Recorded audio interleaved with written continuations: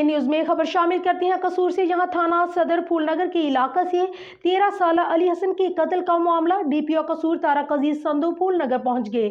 चौधरी मोहम्मद अकरम हनीफ आराइन की रिपोर्ट। मकतूल के वालिदैन से मुलाकात की। डीपीओ कसूर ने वालिदैन के साथ गहरे दुख और रंज का इजहार करते हुए जल्द मुलजमान की गिरफ्तारी की यकीन दहानी करवाई। कहा कि मुलजमान की गिरफ्तारी के लिए 3 स्पेशल टीमें डीएसपी पतोकी की सरबराही में तश्कील दे दी गई हैं। पुलिस टीमें जियो फेंसिंग और CDR जैसी जदीद टेक्नोलॉजी को बरोकार ला रही हैं।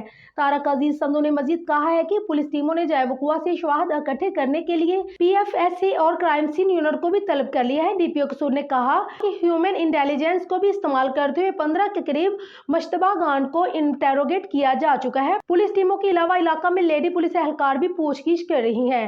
डीपीओ कसूर ने पुलिस टीमों के साथ अलहदा से मीटिंग की और उनकी टास्किंग की। इंशाल्लाह अफसोसनाक वाकई में मुलविस दरिंदा सिफ्त मुलजमान को जल्द गिरफ्तार करके कैफरे किरदार तक पहुंचाया जाएगा।